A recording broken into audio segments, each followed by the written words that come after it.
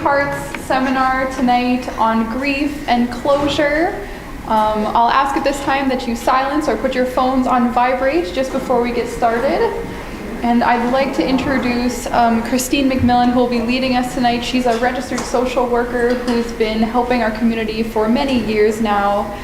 Take it away. Thank you, Sam. Many, many years. Welcome, everyone. I am glad that you found the time to join us this evening. Thank you to everyone who's joining us via live streaming. I'm glad you're here. I'm sorry for the reason you are here. But grief will enter all our lives. It's that uninvited visitor.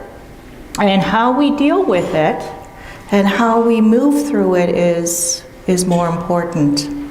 So for that, I'm glad you are here, that you're telling me you want to face it, and I do appreciate it. I have a long relationship with Families First. McMillan Counseling and Consulting works closely with Families First, and I am grateful that they continue to put on these free seminars in the community where the information that you're going to gather tonight, and I see some familiar faces, so information you've heard before, is correct information. And so every time I come out here, I want to correct the myths that are out there. And one of the myths is closure. So right now, you know where I stand when it comes to closure. It is one of the most irritating things when I hear it. But I'm going to talk to you about what are the alternatives. But first, before we do that, we're going to talk about what is closure. You've been catapulted into the grief process after your loved ones died. It's disorienting, it's overwhelming. You wonder, when am I going to feel better? When am I going to feel normal? How long is this going to last? Will I ever be able to take a breath again? Will I ever be able to laugh again?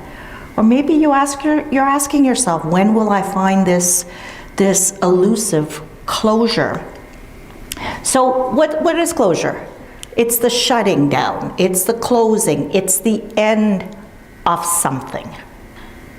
So keep in mind when you're thinking about your grief journey, what are you looking for when you hear the word closure, or you might utter the word closure? But with grief, we have a certain impatience when it comes to this process. We want to rush through it. We don't like these uncomfortable feelings.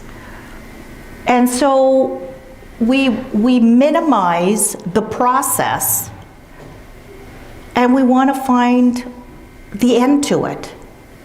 But closure, I'll tell you right now, is what we call a social construct. It's something that society has developed to describe something. Well, yes, it describes the closing of a school, a plant, a church, the end of a TV show. But can it describe the grief process? Is there an end to the grief process? So for some people, closure might mean any one of these things. Justice, peace, forgiveness, forgetting, revenge, in some cases, acceptance. And they're going to have different meanings to each one of you if you identify an end point with any of these states. Maybe it's getting answers. But with grief, we're really looking for a nice, tidy ending. We may be sad when something's closed down, but we know it's done with. It's over. There's nothing lingering. So what are we seeking closure from in grief? Is it the pain and sadness? Is that what you're seeking closure from? Is that what you're seeking an end to?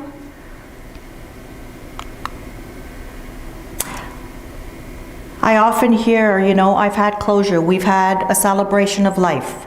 We've had a memorial service. We've had a funeral. Think back to your experience. Did you find closure after those events? I would hazard a guess that it was the beginning of the journey. But yet our culture, our society says you'll find closure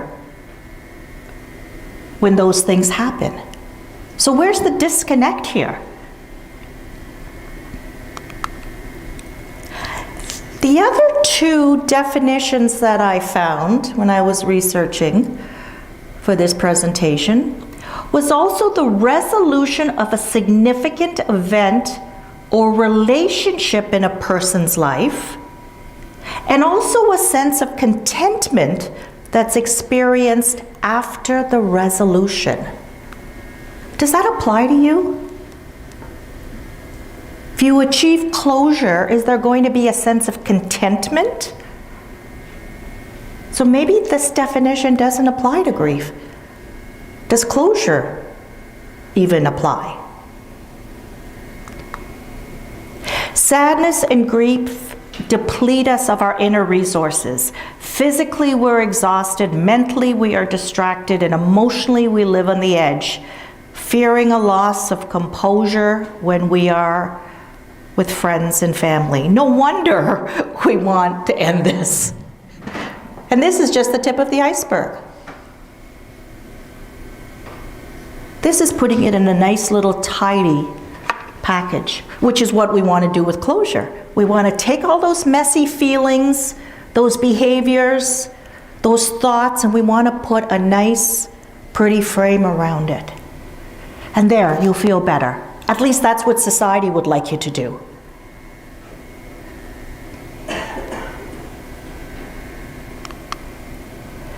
But the grief experience is much more complex. We can't paint a nice picture out of it at the beginning. Should we even lock up our emotions? Because when we do, when we shut down the painful emotions that we're afraid to approach, we run the risk of shutting down the joy and the happiness. Because it just becomes part of who we are. We won't allow ourselves to feel the other end of the spectrum. But one thing I want you to know is the pain and the sadness is the natural outcome of you loving.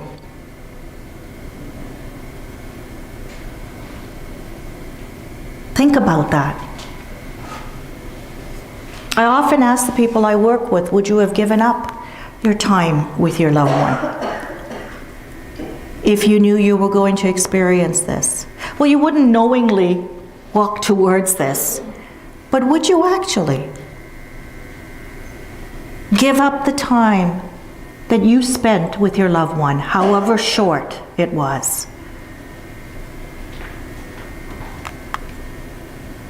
So, what is this thing we want to stop, we want to end? What we're going to talk about here in the next few slides is normal process after you've lost a loved one. They're not neat and orderly in the next 5 slides. It actually, you will jump around from slide to slide.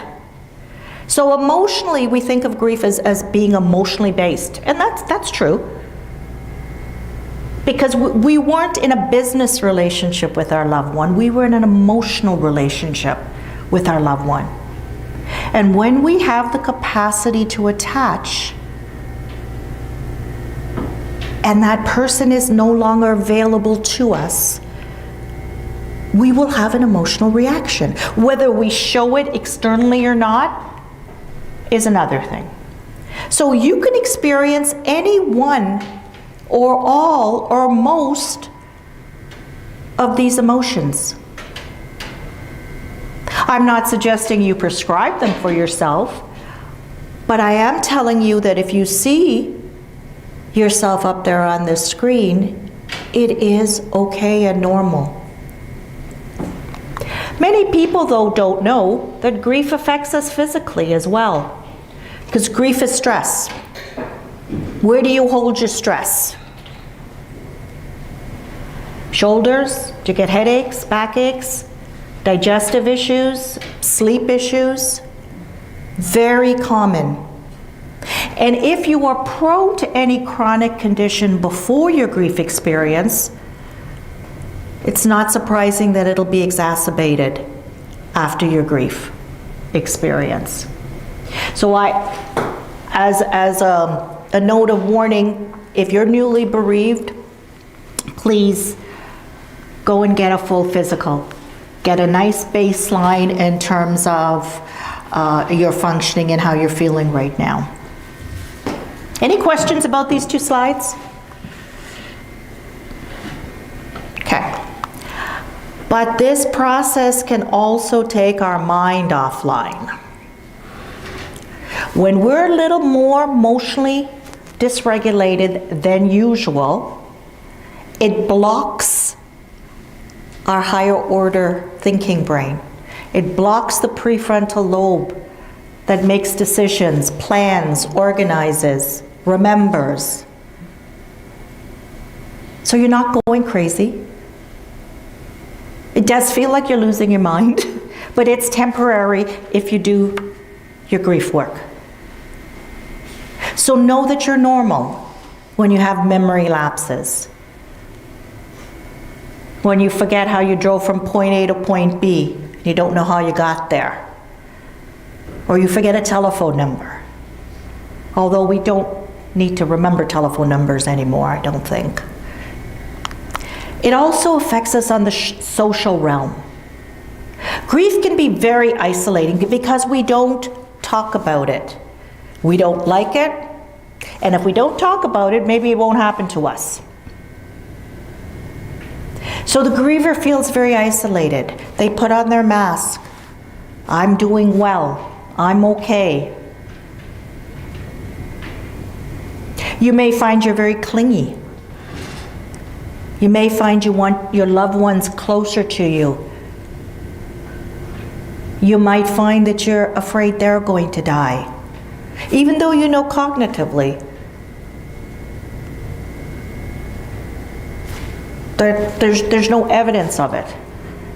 But again, it all comes from the emotional brain or the heart. But it can leave you feeling very disconnected. And speaking of that, before, while we were waiting to go on, there was a lot of chatter. And when we have our breaks, there's a lot of chatter in here. And maybe you come with people you know, but maybe you start chatting with the people at your table. And that's good that we get together, so we actually know that we're not alone.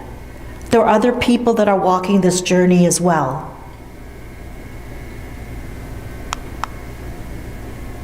And lastly, it affects us on what we call a spiritual realm, but not necessarily religion. More in terms of the meaning in my life now. The whys. How did it happen to me and to them? What do I do now? If you happen to have faith, you might think you've been abandoned by your higher power. Maybe you're questioning your faith. Maybe you feel now it's tested. And maybe there's a disconnect because your faith's telling you you should be okay, to trust. And somehow you just don't feel that way.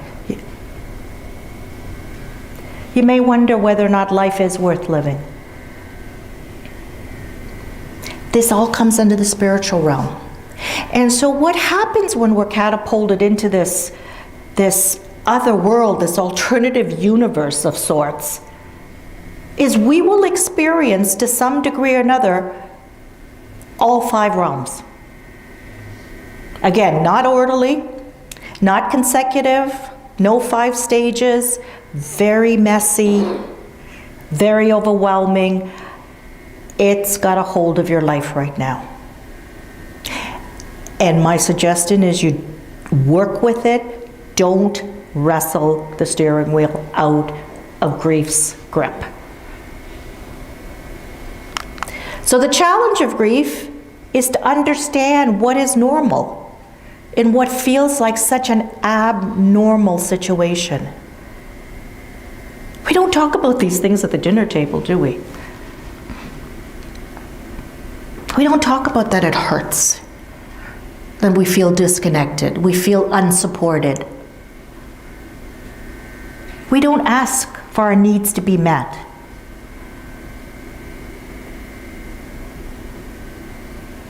But now that you know that this is normal, practice some self-care and figure out what it is you need and figure out how you're going to get it.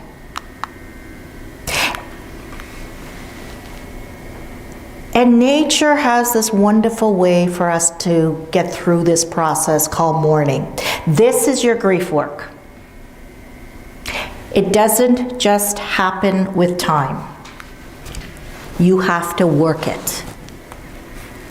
Much like a physical injury, you can't make a broken bone heal faster, but you can create conditions where it heals well. And if we don't do our mourning in a timely fashion, the outcome is not going to be good if we put it off. So what I mean by that is face whatever symptoms you're experiencing. Have the courage to do that and find ways to express it outside of yourself, which is grief work. So when grief knocks on your shoulder or knocks you over the next time, you pay attention to it. You don't distract yourself. You don't repress it. You don't deny it.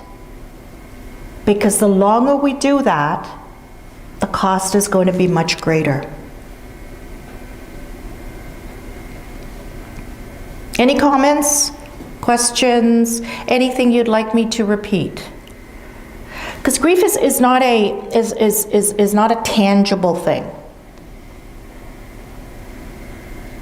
So many times I will use analogies, and I'll use physical analogies, broken bone. We don't have to like it. We feel pain. We understand it's going to take time. But we don't get in the way of the bone healing.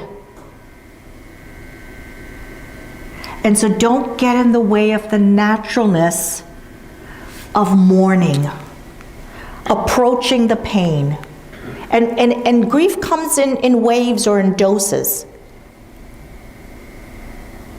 There are moments when you are distracted naturally. You're able to focus on making a meal, or playing with your children, or making a phone call.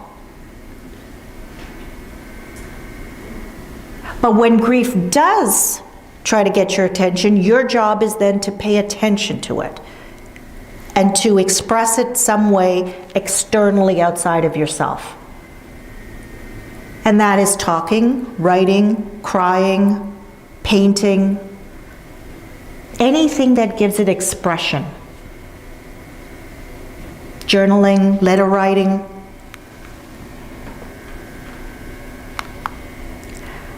But yet we know in this society that to be well means to be happy at all costs. And grief is not a good place to be. Grief is not a good place to be. So therefore it must be bad. When I see my clients, I'll ask them how they're doing, and it's a bad day.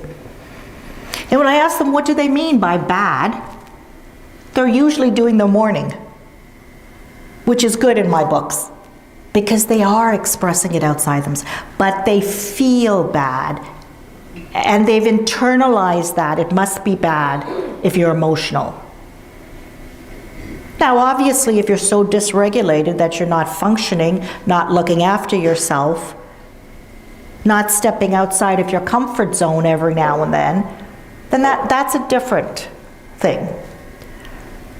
But if you were hit by a grief wave because you heard a song and you became emotional, that's not bad. That's actually good grief.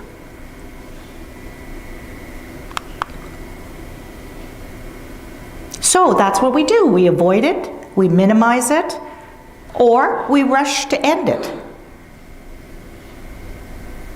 And so we don't pay attention to how grief presents itself physically, emotionally, spiritually, cognitively.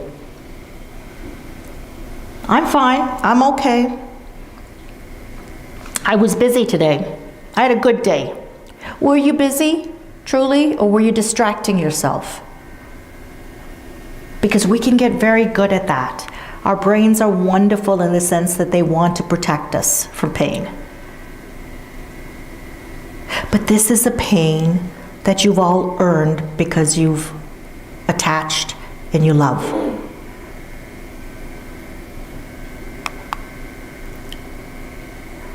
And it's very important to pay attention to your definition or your idea of closure, because it will shape how you move through the process. If you're waiting for the fifth stage, acceptance, then it's going to shape how you do your grief work, or whether you do your grief work. Whether you try to skip a few things along the way. It won't turn out well. It will not turn out well. And we run into problems when we think that this closure has to be achieved in order for us to move forward in life.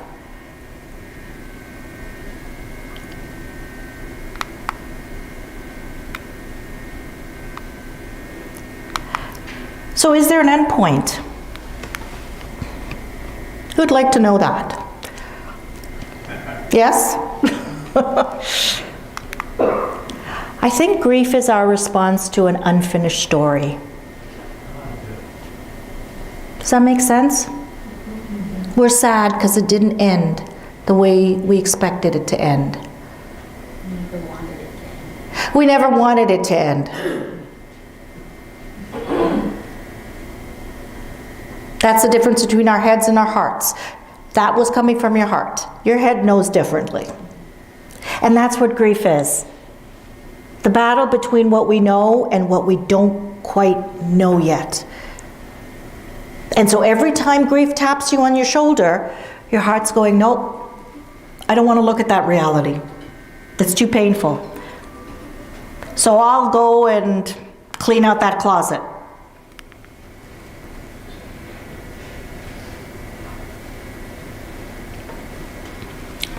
We can find any excuse not to do our grief work. So if it's our response to an unfinished story, we need to fill in the gaps. How are we going to complete the story if this person isn't here?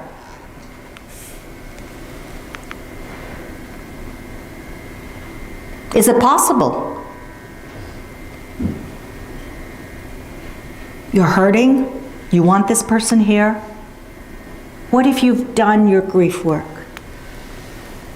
What if you've done your grief work? Following my 15-year-old son's death, my plans for parenthood sat like scenery on an empty stage. I needed to come up with a new life for myself. This doesn't happen at the beginning. This does not happen at the beginning. You have to go through mourning. And very naturally, you then come to reconcile to the reality. That's when our heart catches up to our heads. When we've stopped protesting. Grief is our protest. Grief is our protest. I don't like the way this ended. Think of a young person, a very, very young toddler person in your life How do they protest when they don't get what they want? This is an adult's version. Actually, I shouldn't say an adult's because children grieve too. But we somehow, in our society, have decided that adults can't feel their feelings when something hasn't gone our way and our loved ones have died.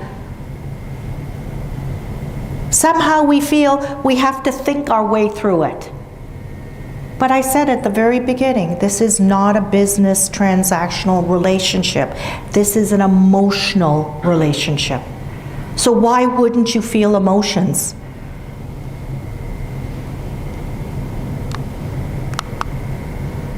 So Dr. Alan Wolfelt says, in some ways, love and grief are very much alike. They both have the power to forever change our lives. Just as I surrender to love, I must surrender to my grief.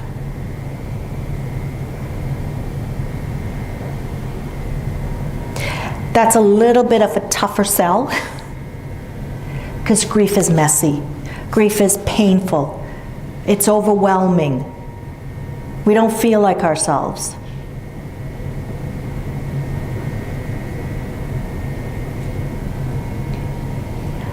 But he's right. As we surrender to love, we have to surrender to our grief. And yet the bereaved are supposed to say goodbye, let them go, get back to normal, move on, start a new life, find closure. All prematurely. All prematurely. You may feel some sense of accomplishment once you've had a celebration of life or a funeral ritual. You might feel some sense of accomplishment that when you have moved towards releasing their belongings. But is that the end? Is that closure? Any questions? Does anyone want to take a stretch break? Washroom break? No?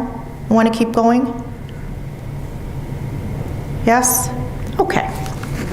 So, what if we came up with an alternative to closure?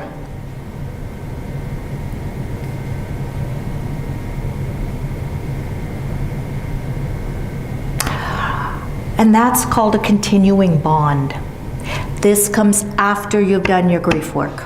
It can come naturally, just as grief comes naturally after their death.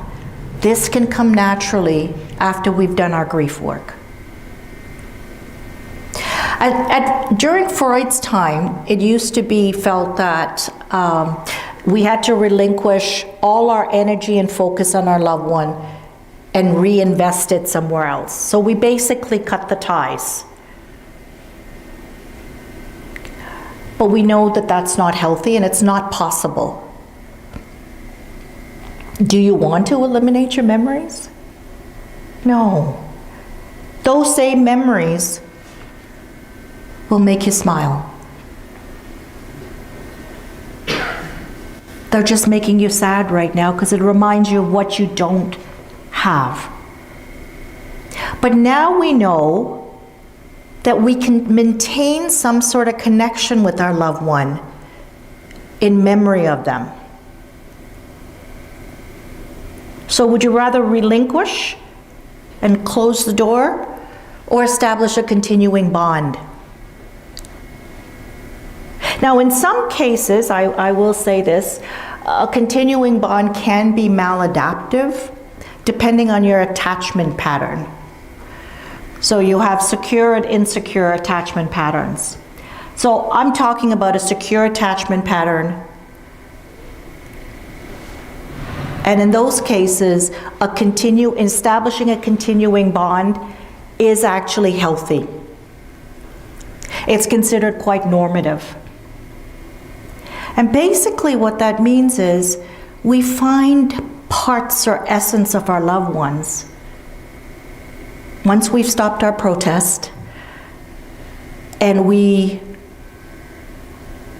then live and move on, live on with essence of them in some way, where we take them forward with us. We don't leave them behind, and we don't rush to go get through the mourning process to find the end. Because if you found the end, then that means you stop loving.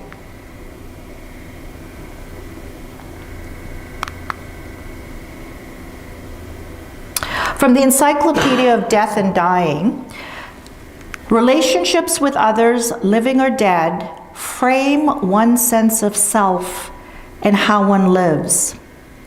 More and more we appreciate that there is continuity between the past and the present.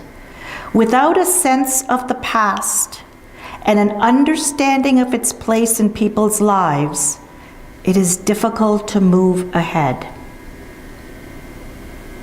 There's a famous quote that life has to be lived forward, but it has to be understood backward.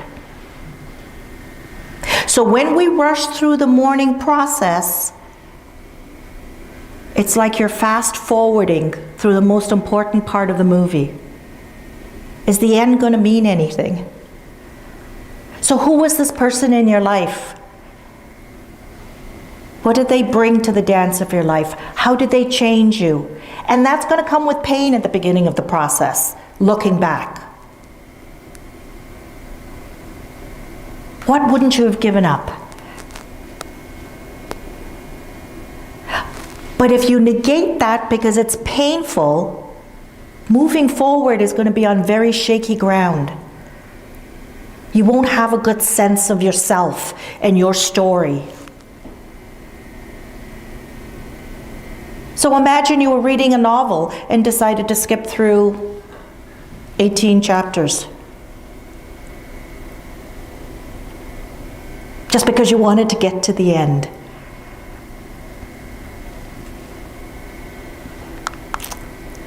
So developing a bond, as I said, comes after you've done your grief work. But it is also a dynamic and intentional process, much like mourning is. You have to work it. It doesn't just happen. And it represents a link to your loved one without their physical presence. So what we're doing is we're converting our relationship from one of physical presence to one of memory or spirit. Where as you move on with your life, you take them with you. You take essence of them with you. And so you don't leave them behind, you don't get over, you don't forget.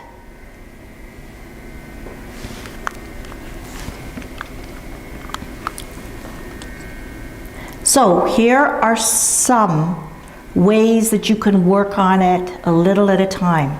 You keep them integrated into your life. At the beginning, talking about your loved one is going to be full of pain. But I can almost bet that you've also had some smiles and some laughs when you talk about them. For some people, it's visiting the cemetery, memorial services, a feeling you get. Lots of times I'll hear, well, I don't know if you believe this or not, but this is what happened to me. Yeah, you don't need proof. If it comforts you, if you feel a connection, take up a cause in their memory. Maybe they died by certain conditions, an accident or an illness. Maybe you want to do some work around that. I will tell you right now that some of the cement barriers between Windsor and Chatham were the result of mothers who had lost loved ones on that stretch of the highway.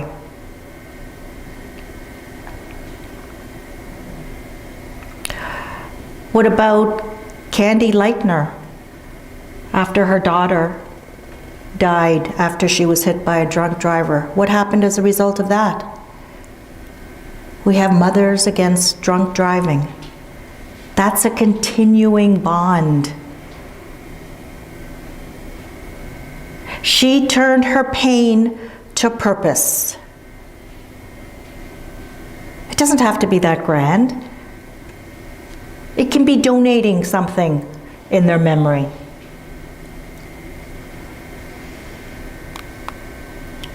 Michael said he wasn't afraid of dying. He was afraid of being forgotten. I can see that as part of my mission to continue to allow him to live, to share his story, and carry it on.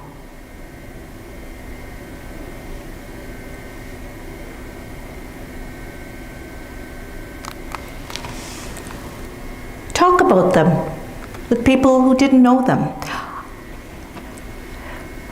I suppose one of the drawbacks of my job is I never got to meet your loved ones, in most cases. There are some cases where I might have known them before. So you tell me about them, you bring them back to life with your stories, and you're doing your mourning while you're doing that. You're sharing your feelings outside of yourself. Do you incorporate them on special days? Finish a project they were working on. One of my clients' husband loved Red Lobster, but she could not go to Red Lobster when I first started working with her. It would make her cry. It would make her remember all the times that they were there and that she wouldn't be able to create those memories any longer with him. And she worked through her grief, and she proudly announced that she went there with her family on would have been one of his birthdays.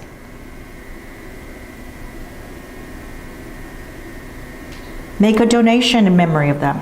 Start a scholarship.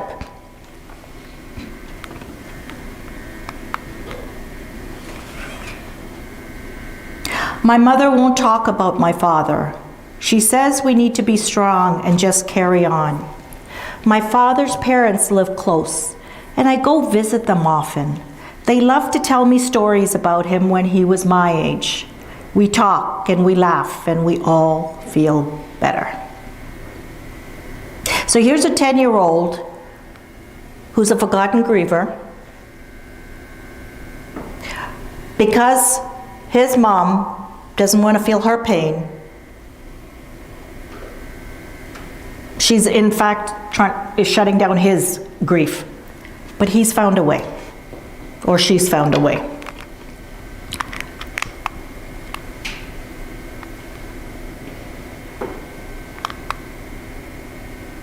Plant a garden, a memorial tree. Travel to places they never got a chance to visit or loved.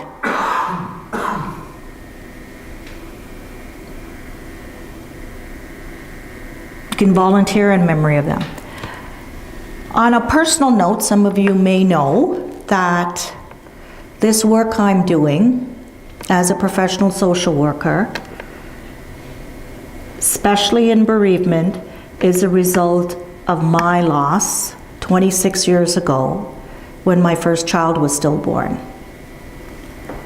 And I was thrown into that abyss as well. I didn't know which way was up or down. And I had some wonderful people walking alongside me through the journey. And I went through that mourning process. And this is my continuing bond with Hannah. It came just naturally out of my pain. So I'm not focused any longer on my loss. It's just part of my life now. A very important part of my life. I didn't wake up one day and say, I want to do bereavement work. It usually comes from pain. I know there's some people here who have gone through their journeys and are here helping others. Some of them are in official capacity of volunteers, companions at Julian's house. Others are here as friends. Oh, speaking of Julian's house, that's a continuing bond for Christine and Jermaine Gaudette. That's their continuing bond with their 18-year-old son who died in a tragic accident. And out of that is this wonderful bereavement program now that we have in this community. Out of that pain. But we can't go under or over or avoid the pain. We need to move through it.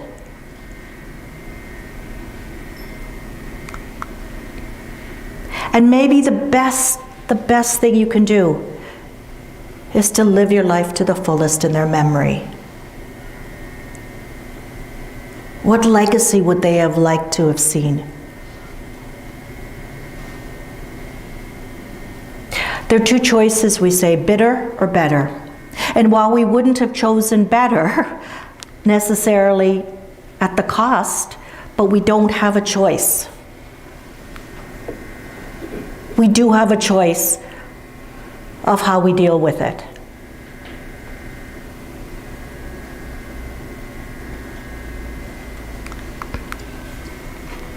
Candace, for example, had her sister's favorite peach-colored roses for her wedding. We used peach roses for her funeral and for my wedding. It was just a real sense of having her there with us. It doesn't have to be a grand gesture.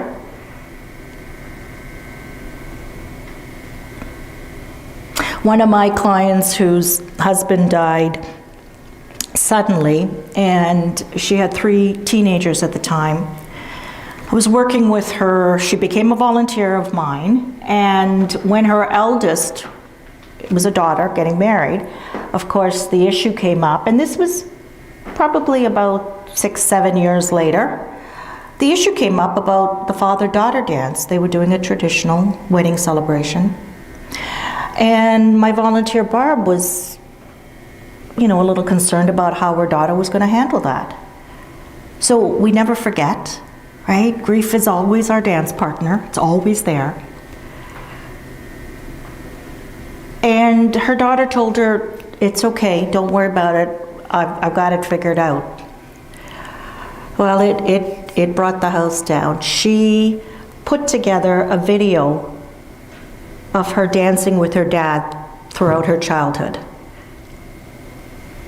And that's what they played for the father-daughter dance.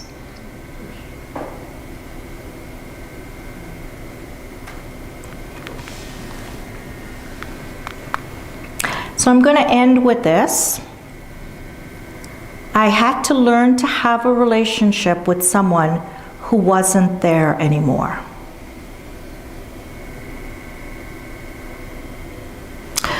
So your job then is not to look for closure, not to look for a nice, tidy ending. There is no finish line. Because if there was, then you'd stop loving. But there is a way that you could move through your grief by doing your grief work and take your loved one with you as you go forward. They're not the focus of your life like they are in the beginning, but they're integrated into your life. They're part of your life. So no matter where you are in your grief journey, I wish you well. Thank you to those that are here supporting others. That means you continue doing good work in the community. And I'm sure those people that you're helping will pay it forward as well. So thank you very much for coming out tonight. Any last words, comments, anything you want me to? Is anybody disappointed? They thought that I had a nice, tidy ending to this? No? Is anyone willing to tell me why they thought this topic was of interest to them? Yes, sir. I could not understand the word closure before coming here. I thought,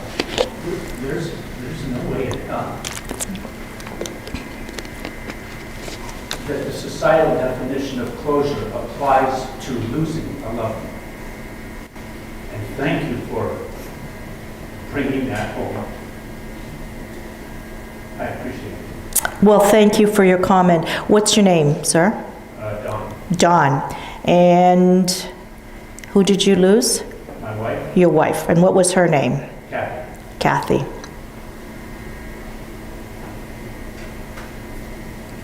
Yeah, I agree. How does closure apply to love? So you're going to discard that notion. And you're going to educate people as you go forward. Right, Don? That's right. That's right. There's no closure to love. Starting with myself. You know what? That's a very good point, because we have to understand what's normal in such an abnormal situation. Then, once we practice it with ourselves, we feel confident sharing it with other people. Thank you for your comment. Hi.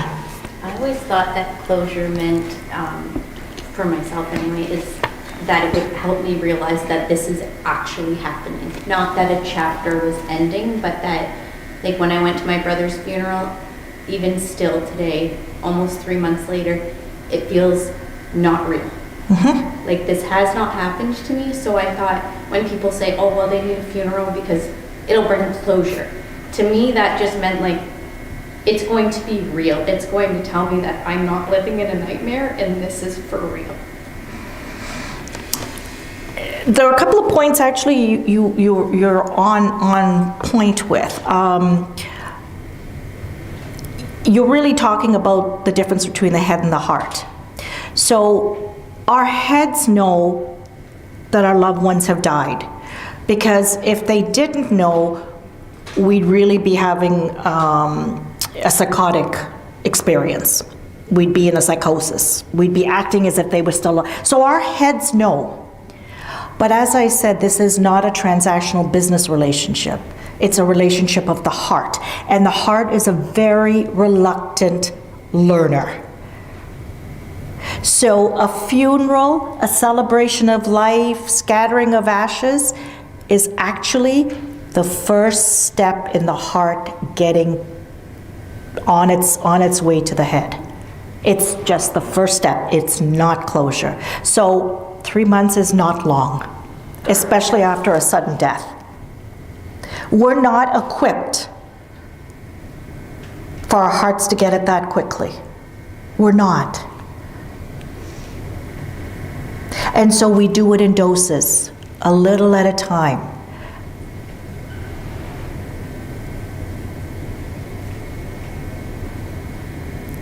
A funeral is a marker. A memorial service is a marker. It's not an end. Releasing their belongings is not an end. It's a signpost along the way.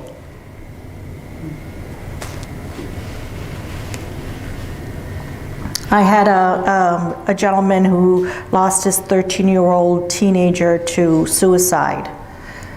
And when I explained the heart and the head and the distance between the heart and the head, I mean, think about it. Our hearts are here, our heads are here. There's distance. He said, I've got a lot of landscape between the head and the heart. I've got a lot of space between the head and the heart, which meant that this was not going to be a quick and easy journey.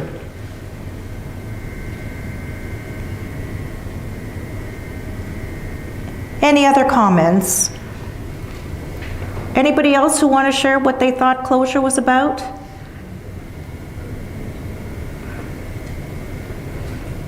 You were just curious. Well, we try to deliver presentations that are meaningful, that are helpful to you.